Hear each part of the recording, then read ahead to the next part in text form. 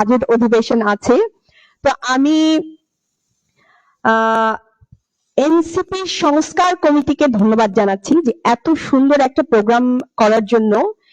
এটা কিন্তু খুব সহজ ছিল না আমার মনে হয়, এটা অনেকদিন ধরেই তারা আয়োজন করছিল। এবং এনসিপির রাজনীতিটা আসলে কি, নতুন রাজনৈতিক বন্দোবস্ত, যেটা আমরা বারবার বলে এসেছি, আমাদের রাজনীতি হচ্ছে নতুন রাজনৈতিক বন্দোবস্ত। এবং এই নতুন রাজনৈতিক বন্দোবস্তের মধ্যেই প্রথম যে কথাটা, আমরা গুড গভর্নেন্স দেখতে চাই। তো সেই জায়গা থেকে আমাদের রাজনীতি হচ্ছে সংস্কার।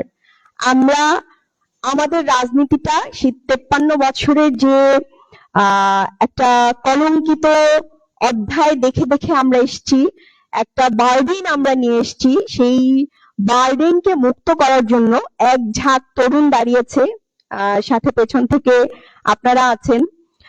তো এই জায়গায় আমরা মূলত থাকতে চাই যে আমাদের মূল রাজনীতি সংস্কার। যদিও সরকার গঠনের পরে আমরা নানান জায়গায় আশাহত হয়েছি, দুঃখ পাচ্ছি, এই যে আমাদের সংস্কার, আমাদের অধ্যাদেশগুলো নানান এগুলো বাতিল হয়েছে। তো আমি ডিটেলসে আলাপ করতে চাই না। আমি চাই যে এই যে আয়োজনগুলো করেছে, এই যে রাজনীতির একটা পরিবর্তন দেখা যাচ্ছে, যে রাজনীতিবিদরা শেখার জন্য, নানান জিনিস বলার জন্য বা জনগণকে জানানোর জন্য কোথায় কিভাবে শুধরানো যায়, এই জায়গাগুলোকে আনার জন্য এক্সপার্টদের নিয়ে এসছেন এবং আমরাও সেখান থেকে শিখছি। সেই কথাগুলো আমরা গিয়ে আবার পার্লামেন্টে তুলবো। এই যে রাজনীতির একটা পরিবর্তন এসছে, এই যে সংস্কার নিয়ে এনসিপি দাঁড়িয়েছে, আমি আমাদের সরকার দলে যারা আছে তাদেরকে অনুরোধ করব যে আপনারা এই সংস্কারের পথেই হাঁটেন।